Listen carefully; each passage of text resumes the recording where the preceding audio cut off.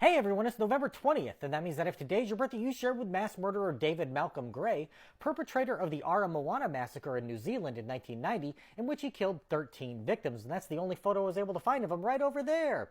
Gray was born in 1956, the son of a manufacturing company employee and a machinist veteran of the Second World War. He had two siblings, but was considered a loner, occasionally working as a farmhand, but was unemployed most of his adult life. His father died in 1978 and his mother followed in 1985, after which he moved back to the family home in Aramoana, New Zealand, and apparently had a decline in his mental health.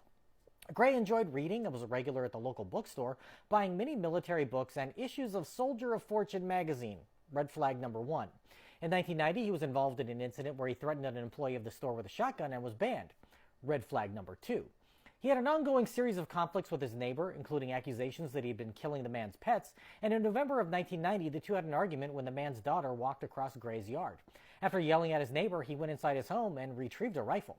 He walked back out and shot his neighbor dead, then shot the girl and set their house on fire. Two more girls were inside, and after Gray had shot them, a neighbor attempted to drive up to the door to get them out, but Gray shot at her van.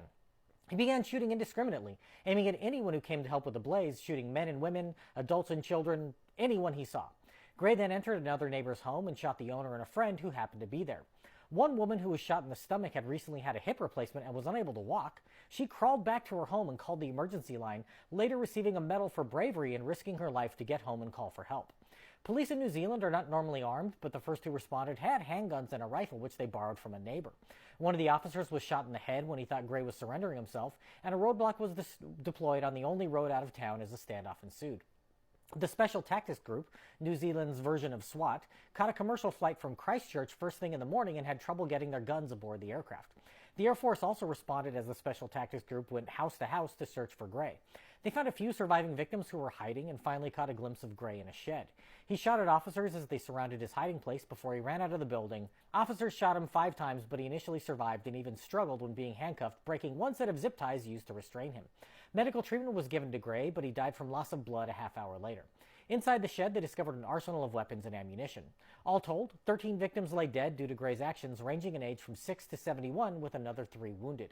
A few days after the massacre, arsonists burned Gray's house to the ground, with the community coming out to watch it go up in flames. New Zealand greatly restricted the accessibility of weapons afterward, passing strict gun control in 1992, with the only mass shooting since being terrorist attacks in 2 mosques in Christchurch in 2019.